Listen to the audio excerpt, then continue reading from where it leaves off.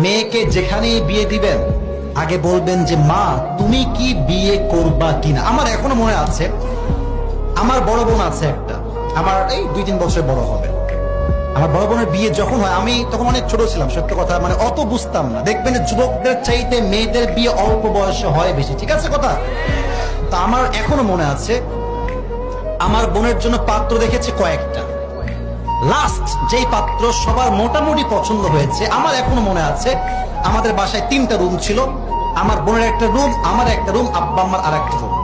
তো আমার মা বাবা 2জন বসে আছে, আমার বড় বোনকে নিয়ে আসছে ডেকে, আমি ওখানে বসেছিলাম, ছোট আমি, অত বেশি বুঝতাম না তখন আর কি। তো আমার বাবা বলছে মা ছেলেটা অনেক ভালো লাগছে, আমাদের আসিফেরও পছন্দ, আমারও পছন্দ, তোর মায়েরও পছন্দ, সব ঠিকঠাক মনে হয়েছে আমাদের জায়গা থেকে, মা তুমি কি রাজি আছো?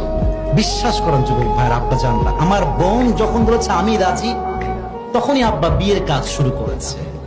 এখান থেকে মেসেজ একটা, অনেক বাবা বলে তুই একে না বিয়ে করলে আমার মরা মুখ দেখবি, মূর্খের চাইতে মূর্খ হইতে। আপনি মেয়েকে বলেন যে মা তোর কোন ছেলে পছন্দ, তুই বল আমাকে, ছেলের চাকরি নাই, জব নাই, আর তোকে আমি পালবো, তোর পছন্দের মানুষ স্ট্যাবলিশ হবে, তখন সেটাকে বাসায় নিয়ে যাবে, ঠিক কিনা বলেন?